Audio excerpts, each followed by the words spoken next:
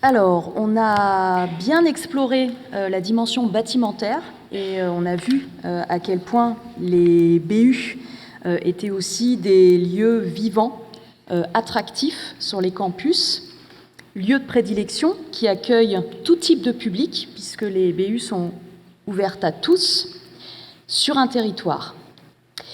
Et à présent, on va examiner d'autres acteurs qui agissent, sensibilisent, forment sur ces questions, que ce soit donc sur les territoires, donc au niveau du réseau de la lecture publique, mais aussi par le biais associatif, avec quelqu'un qui va être en distanciel. Donc j'espère que Anaïs, vous nous entendez. N'hésitez pas à réagir si c'est le cas.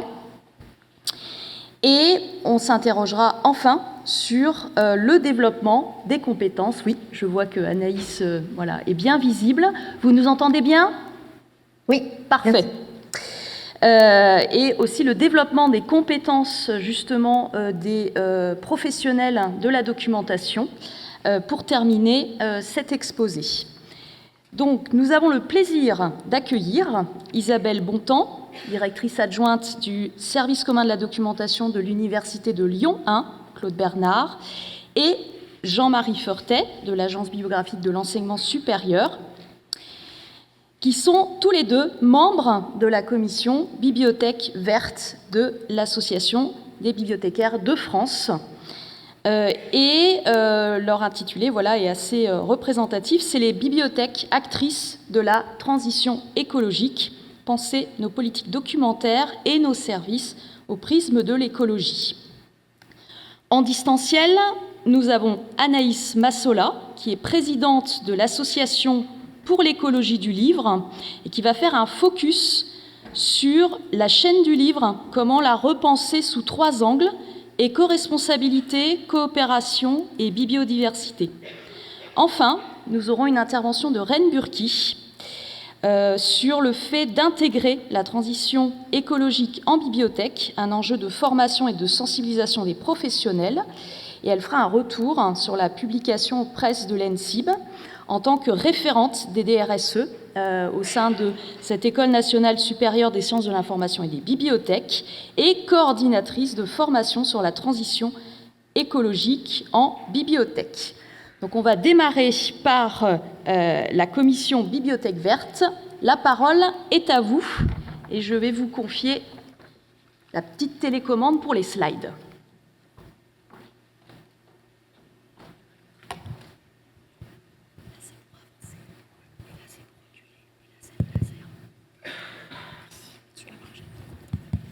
Oui, voilà, je vois qu'on m'entend. Bon, bonjour ou rebonjour à toutes et à tous. Donc, j'aurai plusieurs préambules. Tout d'abord, Isabelle et moi sommes ici les humbles remplaçants sur scène de notre collègue Julie, pour qui on a une pensée toute particulière cet après-midi, qui n'a pas pu se déplacer. Donc Julie Curien, la pilote de la commission Bibliothèque verte. Je précise aussi que cette présentation ne sera pas l'occasion de parler de l'hypothèse d'une commission BU verte au sein de la DBU. Le but ici, c'est de vous présenter ou de vous rappeler qu'il existe une instance associative dédiée aux questions écologiques appliquées au terrain des bibliothèques, donc à savoir l'une des commissions de l'ABF, qui est la vénérable grande sœur de la DBU, puisque née dès 1906. En l'occurrence, là, c'est la dernière née de ces commissions, née à l'été 2022, il y a donc 2 ans, la commission Bibliothèque verte. Terminologie qu'on pourrait interroger, mais qui est volontairement ouverte, pour ne pas trop lier son destin à des expressions qui peuvent passer de mode. Hier, le développement durable, très mauvaise traduction de la sustainability. Aujourd'hui, transition écologique. Et puis demain, peut-être qu'on passera à adaptation et post-croissance, qui sait. Bon, ce que nous cherchons, en tout cas, c'est d'aider à inscrire cette thématique fondamentale sur le long terme dans notre milieu professionnel, avec plein d'autres acteurs, bien sûr. Donc aux origines, l'idée de cette commission est née dans le contexte d'un travail interassociatif vers 2017-2019. C'était donc suite aux accords de Paris, un travail sur l'écriture de la feuille de route Agenda 2030 pour la France. Et donc, il s'agissait d'inscrire les bibliothèques dans cet agenda 2030. C'est notamment Raphaël Batz qui avait porté ce travail à l'époque. Et une feuille de route avait vu le jour juste dans ce contexte-là, ou à l'issue de ça, juste avant la pandémie, au sein de la BF. Après quelques retards, donc la commission est née il y a 2 ans. Cette naissance, elle s'est inscrite en phase avec plusieurs feuilles de route générales qui sont même encore multipliées depuis, mais passons. C'était donc la feuille de route Agenda 2030 pour la France. On a parlé de Service Public Plus et de son volet éco-responsabilité. On pourrait parler aussi de mise à jour encore plus récente autour de la directive SPE début 2020 ou de la circulaire État exemplaire de novembre dernier. Et puis aussi les enjeux de donc, sustainability, je préfère le terme anglais. J'ai entendu ce matin que d'autres étaient d'accord avec ce point de vue, énoncé dans le manifeste d'il y a 10 ans, conjoint IFLA-UNESCO sur les bibliothèques, qui a été d'ailleurs renouvelé il y a quelques jours sous un angle assez proche avec la déclaration de Brisbane pour l'IFLA. Bon, il y a bien une volonté de se concentrer sur ce qui est, à notre sens, du point de vue qu'on adopte, en tout cas, le pilier majeur de la soutenabilité, qui est le pilier environnemental. Mais ça ne veut pas dire qu'on perdra de vue, au contraire, des passerelles qui existent continuellement avec notamment les enjeux sociaux ou sociétaux.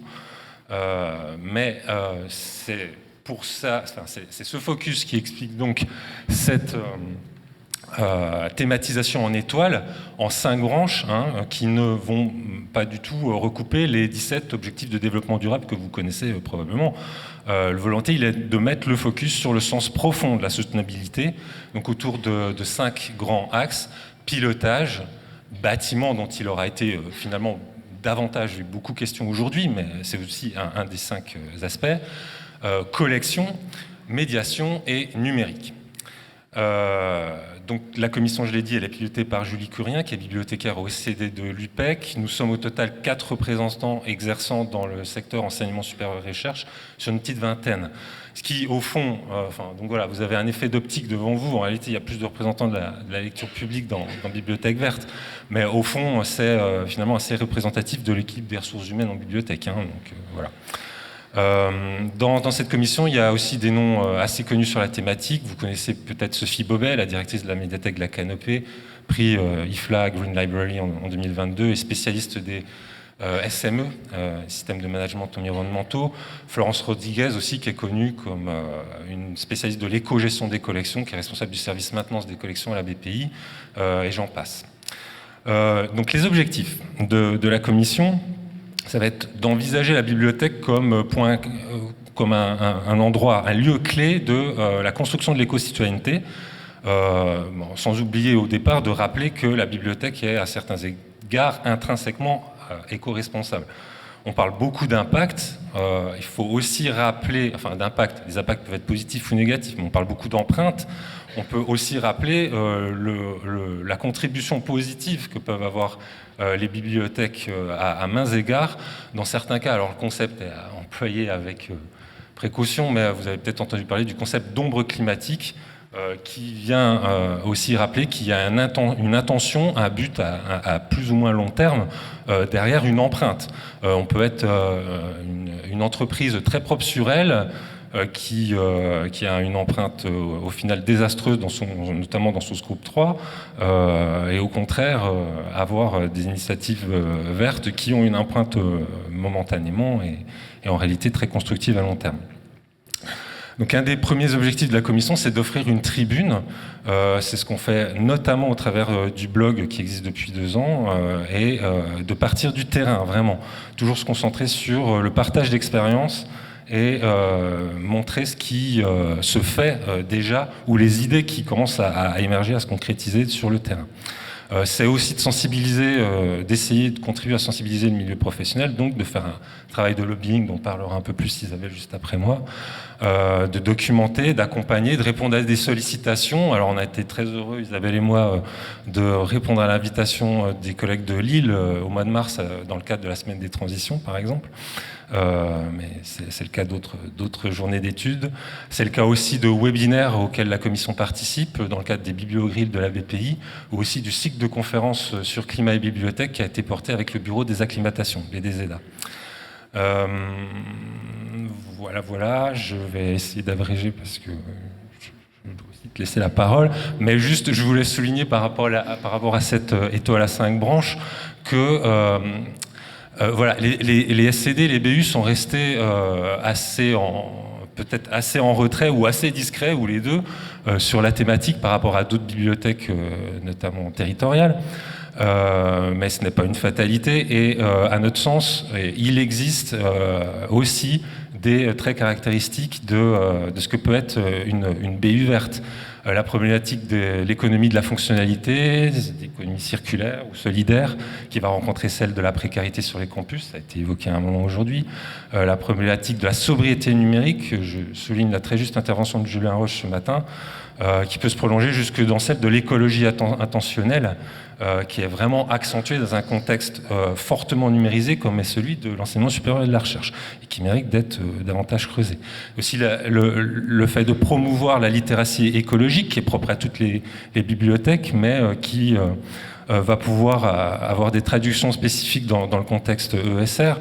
Je me souviens d'un message sur la liste compétences informationnelles, je crois, il y a peu de temps, qui soulignait le fait que finalement, dans le public qu'il s'agit de former, on entend beaucoup parler du souci environnemental, mais aussi de solastalgie, d'éco-anxiété. Comment est-ce qu'on adresse cette question sur les campus ?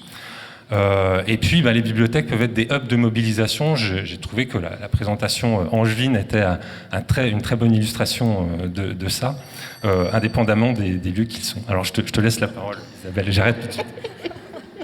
Merci, Aurore. Tu peux passer la diapo suivante, pardon. Alors moi je vais être un peu plus positive. Il se passe beaucoup de choses effectivement à l'ABF, mais il se passe quand même des choses dans nos BU, et c'est aussi pour ça qu'on est présents quelques-uns de l'ESR dans cette commission, pour partager nos expériences avec les autres et puis faire connaître aussi ce qui s'y fait. Donc j'ai pas le temps de commenter les diapos, mais vous allez reconnaître facilement des choses qui se font, qui ont été relativement bien relayées, comme le prêt d'objets à l'université de Nantes par exemple. Il y a la collecte de stylos qui se fait un peu partout. Là, c'est l'exemple de la boîte qui est à l'entrée de l'Iliade, par exemple. Des Trottibox pour tout ce qui est mobilité douce. Là, c'est l'exemple de Lyon 3. Et puis, peut-être que ça fait partie des choses qui vous intéressent. On a de plus en plus d'expérimentation sur le recyclage des puces RFID, par exemple. Enfin, recyclage, récupération et réutilisation, puisqu'on n'arrive pas à les recycler, des puces RFID. Et puis, vous savez tous, parce que c'est passé sur la liste ADBU, qu'il y a eu une enquête à Rennes 2 sur justement l'équipement des collections. Donc, les BU ont peut-être un peu tardé par rapport aux bibliothèques publiques, mais ne sont pas en reste. Néanmoins, il se passe beaucoup de choses, et je vous invite effectivement à consulter régulièrement le blog de la commission Bibliothèque Verte, qui relaie les initiatives et qui sont source d'inspiration pour nous. Et dans la minute qui me reste, je profite pour vous parler de la campagne de plaidoyer lancée par l'Association des bibliothécaires de France, qui s'intitule « Les bibliothèques actrices de la transition écologique ». Et c'est là que je vais vous solliciter, parce que l'idée, c'est vraiment de faire valoir la variété de l'engagement des bibliothèques. Et ce serait chouette que les SCD et les bibliothèques d'enseignement supérieur en général puissent montrer tout ce qu'elles font. Donc c'est une contribution sous deux formes. D'abord, un formulaire en ligne dans lequel vous pouvez présenter les projets que vous avez pu mener sur les questions de transition, de médiation sur ces questions-là, de réflexion sur l'équipement des collections, la conservation. Enfin, il y a beaucoup de choses. Donc, n'hésitez pas à compléter le formulaire en ligne. Et puis, il existe une carte très visuelle sur laquelle vous pouvez aussi tout simplement mettre que, dans tel endroit, telle bibliothèque, vous avez fait un certain nombre de choses. Il y a les QR codes là. Sinon, vous retrouvez l'information ailleurs. L'idée de ce plaidoyer, c'est une campagne de communication qui a démarré là en septembre. Pour l'instant, elle s'adresse aux professionnels pour essayer justement de tracer un petit peu la mobilisation des collègues et tout ce qui se fait. Elle sera suivie de 2 autres campagnes, une à l'intention des décideurs et des tutelles, et c'est là qu'on a tout intérêt à montrer la variété de ce qu'on propose déjà, et puis ensuite une campagne en direction des publics, pour montrer aussi quel est notre rôle sur ces questions-là. Merci à tous les deux, et on va à présent enchaîner avec Anaïs Massola, qui n'a pas de support et qu'on voit déjà à l'écran. La parole est à vous. Bonjour, est-ce que vous m'entendez bien? Très bien. Super. Alors, moi je suis présidente de l'Association pour l'écologie du livre. C'est une association qui a été créée en 2019, qui a une forme assez particulière, c'est-à-dire donc c'est une association interprofessionnelle dans laquelle il y a des éditeurs, des libraires, des auteurs, des autoristes, mais aussi des bibliothécaires. Donc on est sur le livre et la lecture. Et les gens adhèrent à l'association en nom propre et pas au nom d'une structure. Ça, c'était important parce qu'au sein de la chaîne du livre, donc vous êtes peut-être un peu éloigné, mais ce que j'ai compris, vous connaissez bien le fonctionnement, on est plutôt sur des négociations via des syndicats et des rapports de pouvoir qui sont pas forcément en faveur des libraires, et plutôt en faveur des grands groupes. Donc l'asso, on est né comme ça, avec donc cette sorte de plateforme, avec tout un système assez horizontal de fils de discussion et d'outils multiples. Aujourd'hui, on est à peu près 250, je crois, qui ont rejoint l'asso, donc une bonne soixantaine qui sont très actifs au sein de l'asso. Le périmètre de l'Association pour l'écologie du livre, alors je vais faire très rapide parce que c'était pas complètement le sujet, mais enfin si, c'est pas le sujet. On s'est basé sur les 3 écologies de Guattari. Donc nous, on est sur écologie matérielle, sociale et symbolique. Pour le symbolique, c'est la biodiversité. Et donc, on a une analyse du système très radicale et on essaye de proposer des alternatives aussi radicales, systémiques, de modification forte du mode de fonctionnement de la chaîne du livre. Voilà, ça nous a permis quand même depuis 5 ans de mettre en lien des gens qui n'avaient pas forcément l'habitude de travailler autant en commun, comme les agences régionales du livre qui ont mis des webinaires ensemble. Ça nous permet aussi d'avoir des personnes qui sont dans les différentes instances de la chaîne du livre, syndicat de la librairie française, syndicat national de l'édition, l'OCNL, et du coup à l'ABF et Bibliothèque Verte avec Julie qui est membre de l'asso, et d'autres d'ailleurs. Et donc ça nous permet de faire un système d'aller-retour entre les informations des choses qui se passent dans ces instances et comment l'association fonctionne et les projets qu'on porte et qui sont relégués au sein de ces institutions. Je dirais que dans les enjeux de l'asso, le premier, ça a été de faire passer notre discours. On y est plutôt bien arrivé jusque-là. On a mis en avant des mots comme interdépendance. On parle beaucoup d'écosystème, on l'a bien travaillé pour dire que, en réalité, le libraire, dans sa manière de travailler, avait des impacts évidemment pour l'auteur, mais aussi pour l'imprimeur ou pour la traduction et inversement. Donc on essaie vraiment de réfléchir de cette manière-là et pas en mode chaîne du livre avec des maillons les uns à côté des autres. L'autre enjeu de l'association, c'est de faire monter en compétences sur ces enjeux-là à travers de la formation initiale, de la formation continue, des moments de réflexion, des moments comme ici, là, des tables rondes ou des interventions, mais aussi de demander dans les institutions de plus en plus de transparence.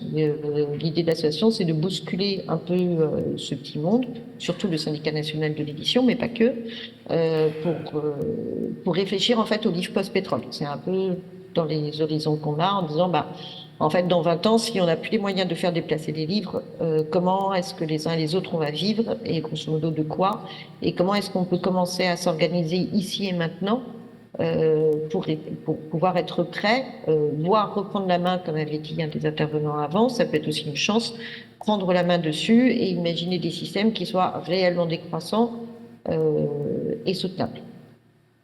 Voilà, et donc l'autre pan de l'association qui a été assez fort depuis le départ, ça a été d'imaginer créer des alternatives. Donc on est beaucoup passé par l'écofiction, voilà, à quoi ça va ressembler le monde dans 20 ans. C'est des choses que maintenant, futurs désirables, etc., sont quand même vraiment connues. Et pour vous donner un exemple d'une des actions qu'on a fait, qui est aussi du plaidoyer, enfin qui fait partie aussi du plaidoyer, c'est que on a mis en place une recherche-action autour d'une trêve de nouveautés.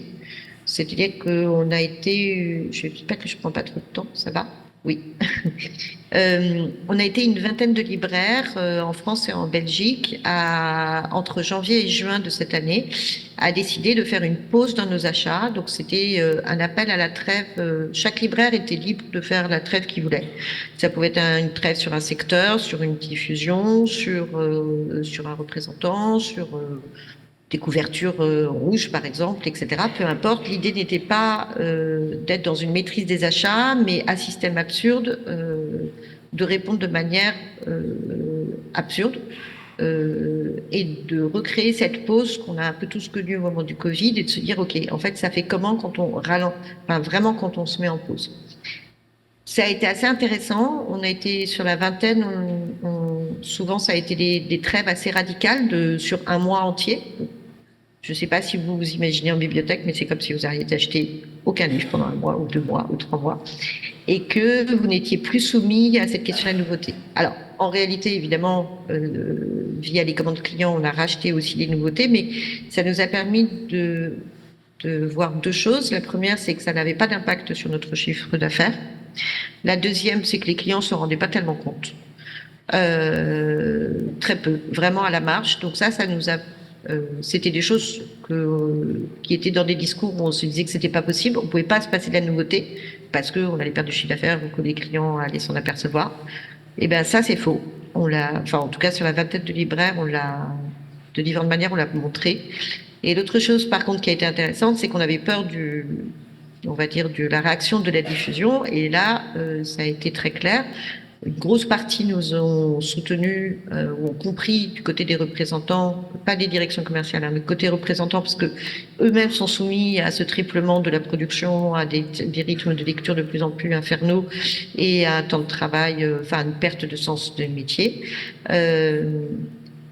Mais il y a eu une partie, et entre autres toutes les directions commerciales, qui ont clairement été en opposition ferme, qui ont eu peur. Je rappelle qu'on n'était que 20 libraires, donc on n'était pas très nombreux, qui ont fait des menaces voilées, qui ont dit que de toute façon ça servait à rien, etc.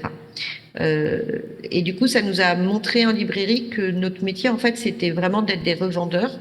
Et qu'on n'était pas du tout client de ces diffusions-là, et en discutant avec des éditeurs, que les éditeurs aussi étaient coincés. Donc pour nous, ce qu'on avait déjà élaboré dans l'aspect critique qu'on avait fait au début de l'association, c'est vraiment le fonctionnement des groupes avec la concentration, la diffusion et la distribution, la mainmise là-dessus, qui en fait font la pluie et le beau temps au sein de la chaîne du livre. Évidemment, quand on a fait cette trêve, on l'a fait vis-à-vis des gros, le moins possible vis-à-vis des petits éditeurs indépendants, et aussi pour une question aussi d'indépendance, c'est-à-dire quand on fait 80, donc je crois qu'en 2022 sur la librairie indépendante, 88% de notre chiffre d'affaires se fait sur les 5 premiers groupes. Et entre autres, évidemment, le groupe Hachette et Bolloré qui est conséquent.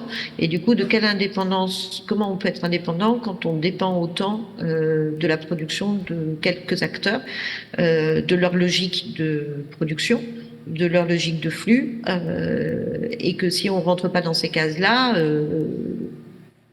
s'ils pouvaient se débarrasser de nous, ils le feraient, quoi. Voilà. Donc ça, c'était vraiment intéressant. Ça a réinterrogé des tas de principes et on va continuer l'année prochaine là-dessus. Voilà. Est-ce que je parle de l'occasion quand même un peu ou... Vous avez encore 2 minutes, donc c'est OK. Bon. Allez-y.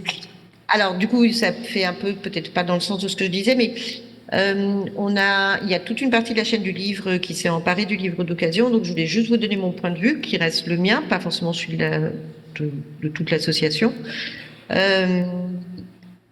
Pour moi, typiquement, l'occasion, c'est comment on va récupérer cette question-là pour se l'approprier et pas dans le bon sens.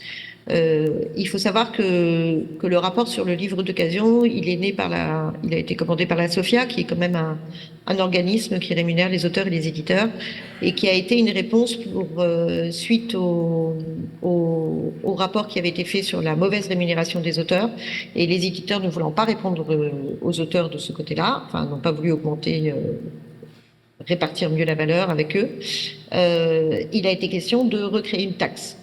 Et en fait, cette taxe sur le livre d'occasion, sa première utilité, en tout cas pour moi c'est très clair, c'est de redonner de l'argent aux auteurs pour les laisser souffler sans doute un petit peu, mais aussi pour qu'ils lâchent l'édition du côté de leur pourcentage de rémunération. L'autre chose, c'est que le livre d'occasion, il s'est beaucoup développé grâce aux plateformes. Et il y a Vincent Chabot, je crois, qui avait fait un livre là-dessus et qui montre que, en fait, c'est pas hyper écologique parce qu'on n'arrête pas de faire transbahuter des bouquins par la poste, etc. Donc ça, c'est le deuxième élément. Et c'est des plateformes qui sont effectivement de plus en plus fortes, de plus en plus puissantes, qui sans doute sollicitent, je crois, aussi les bibliothécaires pour leur proposer. Et ça, en fait, qu'on réutilise un livre qui soit lu plusieurs fois, ça tombe dans le bon sens. Par contre, je pense que ça n'empêchera pas du tout la production actuelle. Je pense même que ça va permettre de créer un nouveau flux. Comme c'est le cas du côté de la mode, c'est pas parce que on achète plus de vêtements d'occasion que la mode a arrêté de produire autant de fringues qu'avant. Et je pense que pour le livre, c'est comme ça que ça va se passer. Donc pour moi, il y a un vrai danger sur cette partie-là, ou en tout cas sur la partie taxe et sur l'annonce de Macron, à le faire de manière rapide sans... Voilà, c'est un peu de la récupération greenwashing, quoi. Voilà. Merci beaucoup Anaïs. Alors on va terminer par l'intervention de Rennes.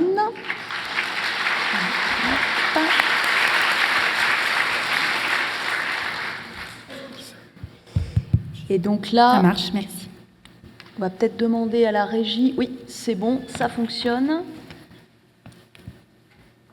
Vas-y Rennes.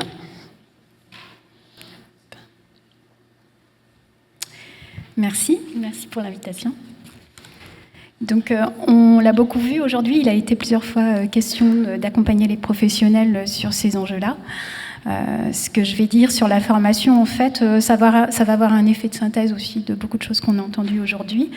Parler de formation à la transition écologique des professionnels des bibliothèques, c'est d'abord les aborder dans un cadre macro des enjeux de transformation écologique, à la transition écologique, tout court, comme un levier de transformation collective. C'est d'abord un sujet qu'on voit au niveau macro, notamment dans l'ESR. Ceux d'entre vous qui en ont eu connaissance, le rapport Jouzel en 2022 a bien ciblé les enjeux de sensibiliser et former aux enjeux de transition écologique et développement durable dans l'ESR, notamment des communautés universitaires, étudiants, mais également des personnels. Donc ça concerne les bibliothécaires en tant que personnel des bibliothèques. Ce sont des enjeux de formation qu'on va retrouver dans les grands axes du plan climat et biodiversité. Depuis 2022, se sont structurées également des notes de cadrage, la formation des étudiants de premier cycle à la transition écologique. Et là, les bibliothèques sont bien entendu des actrices de premier ordre pour accompagner ces enjeux. Encore tout récemment, en septembre, des préconisations du ministère sur la formation des enseignants et enseignants-chercheurs à la transition écologique. Ça repositionne encore les bibliothécaires dans leur rôle d'accompagnateurs et de services documentaires sur ces enjeux de formation. Les enjeux de formation et d'enseignement, on les retrouve également dans la structuration des schémas directeurs des DRSE, qui eux-mêmes, on l'a vu ce matin, sont structurés sur la base du référentiel national du label des DRS. Donc on voit qu'il y a une cohérence et que ces enjeux de formation à la transition écologique des communautés universitaires, à la fois du côté des acteurs personnels et des étudiants, elles sont récurrentes et pas spécifiques aux bibliothécaires. Ce sont aussi des enjeux qu'on retrouve dans les enjeux de transformation de la fonction publique. En 2022 a été annoncé un plan progressif de formation des agents publics avec un étalement jusqu'en 2027 et l'ambition que les 5,6 millions d'agents des 3 fonctions publiques soient formés à ces enjeux-là. Donc là, encore une fois, les bibliothécaires en tant qu'agents publics sont concernés, avec notamment une formation ciblée des 25 000 cadres supérieurs de l'État. Donc j'ai découvert récemment la plateforme Mon Parcours Transition Écologique, que je n'ai pas testée, mais qui a été mise en ligne. Plus spécifiquement, qui intéressera les conservateurs de bibliothèques, dans le cadre de la réforme du tronc commun de l'INSP, Institut national du service public, depuis cette année est mise en œuvre au niveau de la formation initiale des conservateurs de bibliothèques, les 6 modules du tronc commun de l'INSP, dont un module qui s'intitule « Construire l'action publique face à l'urgence écologique ». Je reviendrai rapidement dessus quand on abordera les enjeux de la formation initiale des professionnels. Ces enjeux de formation à la transition écologique, on les voit aussi apparaître dans les réflexions collectives sur la formation des professionnels, En 2022, il y a eu une concertation qui a été pilotée par le ministère de la Culture dans le cadre de la mise à jour du référentiel national de compétences des bibliothèques territoriales. Et on voit apparaître cette notion de transition écologique et responsabilité sociale. Alors, ce n'est pas une compétence en tant que telle, mais elle est identifiée comme transversale à tous les champs de compétences professionnelles. Et alors, par curiosité, j'ai regardé tout à l'heure dans le dictionnaire des compétences de la DBU, on n'a pas d'entrée transition écologique, voilà. Pas encore, mais j'ai cru comprendre que c'était un outil évolutif. Cette notion de compétence transition écologique, elle est difficile à cerner. En fait, il n'y a pas une compétence transition écologique en tant que telle, mais on pourra en discuter plus tard. Je sais que tout le monde n'est pas d'accord, mais il y a des socles de connaissances. On peut plus parler de savoir dans le champ de la transition écologique que d'une compétence transition écologique. Et il n'y a pas l'ambition de faire des personnels de bibliothèque des experts dans le champ des problématiques environnementales. Quand on se penche sur les guides, les référentiels de compétences des DRS qui existent, on peut en retrouver notamment sur le site de l'UVED, qui construit des ressources dans ce domaine-là et qui a référencé plusieurs guides et référentiels de compétences. On se rend compte que ce qu'on met dans le champ de compétences en transition écologique, il s'agit plutôt de métacompétences, en fait, d'aptitudes, de briques, ce qu'on pourrait aussi appeler des soft skills, de capacité à appréhender des problématiques, à les transcrire dans ses activités avec des enjeux d'agentivité, de responsabilité. Et ce sont vraiment plutôt ces métaconnaissances que des compétences en tant que telles.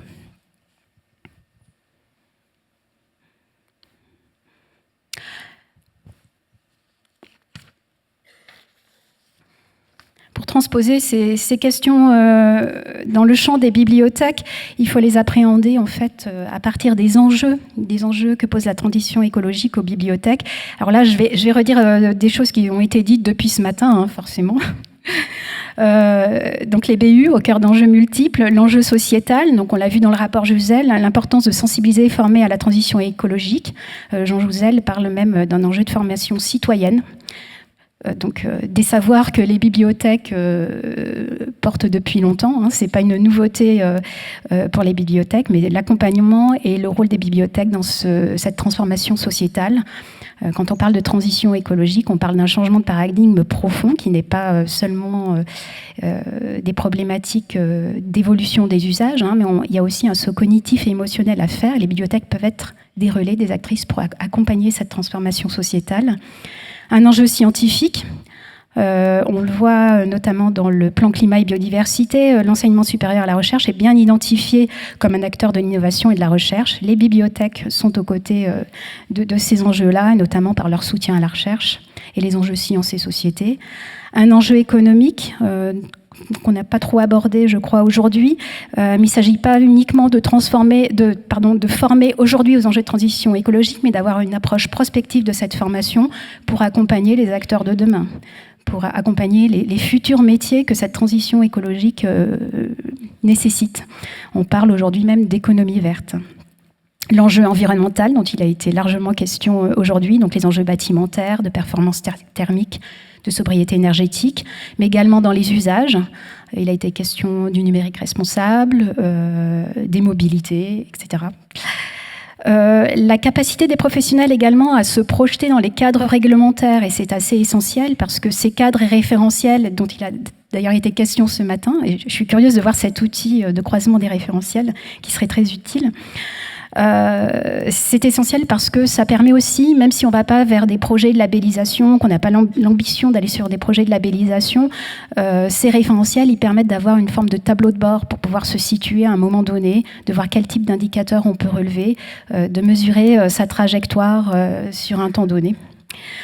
Cadre réglementaire, alors là j'en ai cité quelques-uns, c'est pas du tout exhaustif, hein, dans les cadres de rénovation thermique, la loi Elan, la réglementation environnementale 2020, notamment pour l'application du décret tertiaire, les PSE, donc plan de sobriété énergétique des établissements, obligatoire depuis 2022, la loi Rennes, dont je crois il n'a pas été question aujourd'hui, réduction de l'empreinte environnementale du numérique, où là, ce sont les collectivités qui sont en phase test, puisque les collectivités de plus de 50 000 habitants sont aujourd'hui obligées de développer des plans de stratégie numérique durable et environnementale, mais qui peuvent beaucoup inspirer les bibliothèques, puisque nous, le numérique, c'est à la fois notre outil de travail et c'est également le contenu de ce qu'on transmet et à quoi on forme les usagers. La loi AGEC, anti-gaspillage, où là, ça va être toutes les problématiques d'achat durable. Comment en bibliothèque, on peut avoir une marge, un levier sur les marchés publics, y inscrire des clauses environnementales quand c'est possible, travailler sur des achats de fournitures biosourcées, etc. Derrière la loi AGEC, il y a aussi tout ce qui relève de l'économie sociale et solidaire, l'économie circulaire, les enjeux de réparabilité, recyclabilité, ne serait-ce par exemple dans l'achat de mobilier. On peut aller jusqu'à 20 à 40% d'achat de mobilier, je crois, recyclable ou issu de circuits de réparation recyclables. C'est aussi dans la loi AGEC qu'on va retrouver par exemple l'obligation des ERP de plus de 300 usagers d'avoir des fontaines à eau. Voilà. Les mesures SPE, service public et environnemental, alors, il a été question de SP+, service public plus. Au sein de SP+, il y a l'engagement numéro 9 sur le service public et environnemental. Et plus précisément, SPE a une grille de 15 mesures, notamment sur la mobilité, la sobriété énergétique, etc., qui est une synthèse de l'application de la réglementation, mais qui permet aussi là de construire des tableaux de bord et de savoir, le fait de savoir les utiliser, ça peut aider aussi à faire son autodiagnostic en bibliothèque et puis à élaborer des plans d'action, à se projeter dans une amélioration des usages. Et puis la capacité des établissements à se projeter dans des feuilles de route stratégiques et à être actrice et identifiée comme actrice. Il y a un enjeu de visibilité et on parlait tout à l'heure de plaidoyer avec l'ABF, d'être visible et être identifiée par les tutelles comme des acteurs et des leviers de transformation de la transition écologique. Et puis d'autres enjeux qui sont plus spécifiques aux bibliothèques, et qui peut être aussi justement des éléments de plaidoyer. Jean-Marie, tout à l'heure, tu parlais de littératie écologique. Les bibliothèques sont des lieux prédestinés à la littératie écologique, comme on parlait il y a quelques années de littératie numérique. La littératie écologique, ça va plus loin que les enjeux d'éducation au développement durable. Il y a une notion d'habilité à se positionner. C'est un croisement entre les enjeux d'information et les enjeux de capacité d'agir. Voilà. Je ne sais pas si mon explication est très claire. Les enjeux de lutte contre la désinformation. Hier, il a été question, alors je crois que c'était dans le cadre des missions de l'IGR, de l'éducation aux médias et à l'information en bibliothèque universitaire. Là aussi, les bibliothèques ont à faire valoir leur capacité et leur expertise sur les enjeux informationnels. Également la capacité d'accueil inclusive de ces équipements, cœur de campus, et notamment autour des problématiques de santé mentale et d'éco-anxiété, dont se sont apparés largement les CROUS et qu'on retrouve dans les implications des schémas de vie étudiante dans la plupart des universités. Et puis peut-être poser aussi pour les professionnels la question de la bibliothèque comme refuge climatique. Alors la bibliothèque comme refuge, ça va déjà de soi, puisqu'on sait que les étudiants ne viennent pas uniquement pour les ressources, ils viennent également parce que ce sont des lieux sûrs, au sens de sécure, avec une attention à l'accueil, à la médiation. Poser la question du refuge climatique, c'est aussi inscrire la bibliothèque dans son territoire au sens géographique. Est-ce que l'accueil dans un contexte d'urgence climatique peut pas être un service ?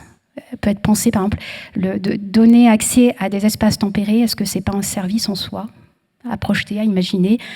Certaines villes projettent des plans de résilience urbaine avec des scénarios un peu catastrophes, avec des températures à 50 degrés et identifient des réseaux d'îlots de fraîcheur ou d'îlots de chaleur, selon le contexte. On peut imaginer que les bibliothèques, par leur capacité à accueillir, le fait qu'elles soient bien identifiées des usagers, que ce sont des actrices de proximité, des institutions responsables, pourraient aussi s'inscrire dans ces schémas de résilience. Merci beaucoup. Ah non, c'est pas fini. Du tout. Et j'ai pas entendu la petite cloche du nom de la rose, là, parce que ça sonne comme dans le nom de la rose, cette petite cloche. Donc je vais accélérer. Donc ce sont tous ces enjeux qui sont Oui, merci. Du coup, je saute des diapos. Comment on traduit ça dans l'offre de formation? Alors, de nombreux opérateurs de formation, acteurs de la formation des professionnels, ont développé des catalogues très riches dans ces problématiques. Je vais du coup, si j'ai très peu de temps, alors je vais passer rapidement. On va dire, voilà, par exemple, à l'ENSIM, on a mis en place des parcours de formation continue avec une approche vraiment métier qui reprennent tous ces enjeux-là à la carte, avec des focus vraiment pour se perfectionner sur ces questions-là. Une formation aux enjeux de pilotage qui semble cruciale et sur laquelle l'ENSIM peut aussi apporter son expertise, notamment la capacité à se situer dans les cadres réglementaires, à intégrer les enjeux de développement durable dans les projets d'établissement, avec des focus sur l'achat public, le numérique responsable, la fonction de référent des DRS, élaborer une fiche de poste des fonctions des DRS dans les équipes. J'accélère. Et puis quand même un focus sur la formation initiale, qui est vraiment la mission de l'ENSIP de former les cadres supérieurs de l'État dans les métiers des bibliothèques, donc les bibliothécaires d'État et conservateurs. Et juste vous dire que depuis plusieurs années, depuis en tout cas 2 ans, ça fait l'objet d'intégration dans les maquettes de formation des bibliothécaires d'État, une journée complète qui est dédiée à la formation en transition écologique et bibliothèque, et notamment une introduction aux enjeux, au cadre réglementaire dont je parlais tout à l'heure, des analyses de cas, faire travailler les élèves sur des élaborations de plans d'action, contribuer aussi à avoir des échanges professionnels, une visite de site avec nos collègues du campus bibliothèque du SCD Lyon 1, et notamment la focus sur une mission de référent des DRS en BU. Et en ce qui concerne plus spécifiquement les conservateurs d'État, c'est cette année qu'on met en place, donc au premier semestre 2025, le module du tronc commun de l'INSP, construire l'action publique face à l'urgence écologique. Donc je ne peux pas encore vous faire de retour détaillé sur la mise en œuvre de ce module puisque c'est une nouveauté. Juste vous dire que c'est un module qui comprend 21 heures de formation, à la fois distancielle, présentielle. Il y a du théorique, il y a des ateliers. Il y aura une spécification des éléments de contextualisation en bibliothèque et que les compétences cibles sont vraiment orientées sur l'appréhension et l'intégration des enjeux de transition écologique dans le pilotage des politiques publiques et la gestion des organisations. Et je termine sur un slide, puisque tu as parlé de l'ouvrage, Nelly. Voilà, juste terminer pour dire que donc, l'année dernière, il y a un petit peu moins d'1 an, en novembre 2023, j'ai dirigé cet ouvrage aux presses de l'ANSSI dans la collection Boîte à outils. C'est un ouvrage qui reprend un peu tous les enjeux dont j'ai parlé pendant mes 10 minutes. Et qui est un ouvrage collectif et qui du coup croise vraiment des expertises, des compétences, des retours d'expérience croisés, à la fois avec des regards prospectifs, réflexifs, mais également des retours de terrain, avec des plans d'action. Et les auteurs, parmi les auteurs, il y a beaucoup de personnes qui ont été évoquées tout à l'heure, Sophie Bobet, Raphaël Batz. Il y a également un entretien avec Marin Schaffner de l'Association pour l'écologie du livre, etc. Alors, je ne peux pas leur rendre hommage et les citer tous, mais vous voyez leur nom sur le tableau. Et juste pour conclure, donc c'est un ouvrage qui va aborder toutes les problématiques de compétences et de formation des professionnels, mais volontairement. C'est un sujet qui est abordé transversalement, donc à travers tous les chapitres, plutôt que d'y consacrer un chapitre, justement parce qu'il s'agit de monter en compétences transversales à travers l'ensemble de nos activités professionnelles et pas d'une compétence qu'on pourrait isoler et dissocier de l'ensemble de nos activités. Donc on le retrouve à la fois dans les enjeux de fonctionnement et d'usage. C'est le chapitre fonctionner durable, de pilotage et de management, c'est le chapitre manager environnemental, et puis de service et d'accueil, et c'est le chapitre agir responsable. C'est bon ? Merci Reine.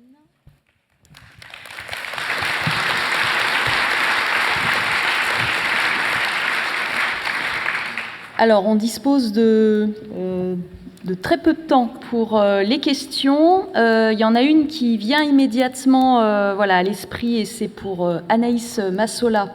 Donc pour Anaïs, comme elle est en distanciel, il faut que à chaque fois que je dise les questions avec le micro, sinon elle ne les entend pas. Et donc il y a une question d'Aurore, justement, par rapport aux achats, responsables. Est-ce que, si ça avance dans la documentation sur le sujet, Est-ce que le secteur du livre est prêt ? Est-ce que cela peut être un levier pour faire bouger les grands groupes ou valoriser d'autres structures ? Non, ils ne sont pas prêts. Il y a une loi, enfin un truc en Europe là qui va normalement obliger les éditeurs à donner la provenance de la forêt dont est issu le papier dont sont fabriqués les livres. Et non, ils sont pas du tout prêts. Ils ont proposé que ce soit les libraires qui donnent l'information. Vous imaginez bien que donc non, ils sont pas prêts. Je pense qu'effectivement, le fait que les marchés publics demandent un certain nombre d'informations, ce serait très intéressant. Le souci, c'est que du côté des grossistes ou des libraires, nous n'ayons pas l'information et le rapport de force n'étant pas en notre faveur, on va se retrouver à ne pas pouvoir répondre à des questions auxquelles les groupes diront qu'ils ne peuvent pas y répondre, ou que ce n'est pas à eux d'y répondre. Donc non, c'est pas encore là. Par contre, moi ce qui me semble intéressant, c'est plutôt du côté de la biodiversité. On a commencé à avoir pas mal d'échanges avec les bibliothécaires au sein de l'ASSO, et je pense que c'est vraiment là qu'il y a un levier par rapport au groupe, c'est-à-dire à réclamer au sein dans vos achats, une diversité des acteurs, la notion aussi d'indépendance. Je sais pas comment la traiter dans un marché public, mais là il y a peut-être un vrai levier à avoir.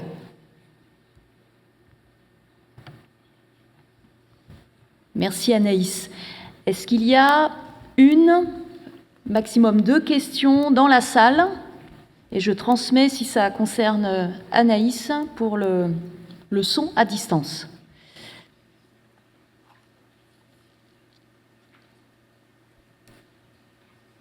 Oui, bonjour, merci beaucoup. Ça marche pas. Si, ça marche même. Merci pour vos interventions.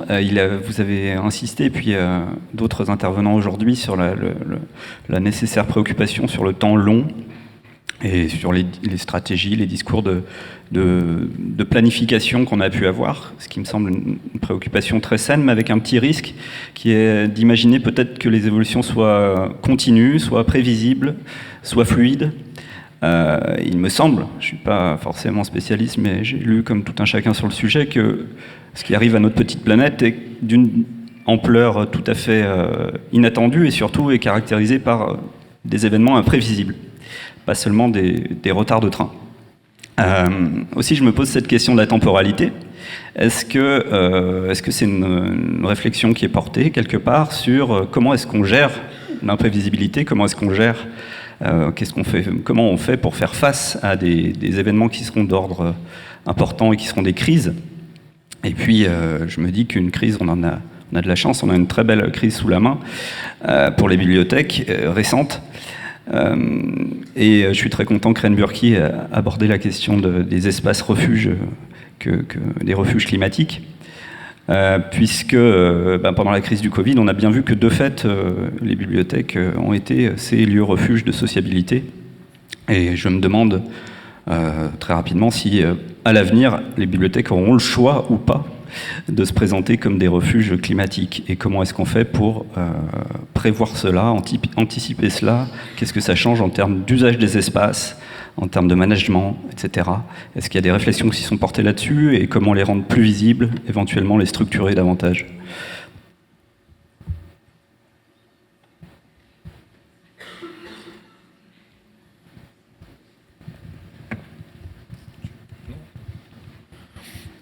Bon, la question est bien vaste pour mériter une réponse adéquate en peu de temps, mais en fait, ce que ça m'inspire, c'est que oui, effectivement, il y a une imprévisibilité croissante. C'est plutôt vers quelque chose de chaotique qu'on s'achemine, vers quelque chose de prévisible. Il y a quand même des tendances lourdes qui se confirment au fil des décennies dans des analyses comme celle du GIEC ou de l'IPBES. Donc, je pense quand même qu'il y a une part de prévisibilité et il y a une part aussi d'anticipation possible sur tout un tas d'outils dont certains outils qui ont été listés aujourd'hui ou d'autres encore. Un des écueils sur lesquels on est parvenu, mais c'est on a parlé beaucoup de chiffres, on a parlé parfois d'outils techniques, enfin beaucoup d'outils techniques, mais l'écologie, ce n'est clairement pas que ça. Ça va appeler des réponses à bien plus, des niveaux bien plus globaux. Bon, voilà, enfin, je pense qu'il faudra qu'on en discute après la session. Merci beaucoup. Alors malheureusement, on n'a plus le temps de prendre d'autres questions pour que vous ayez une vraie pause, sachant qu'on reprend à 16h15. Donc merci aux différents intervenants en ligne et sur place.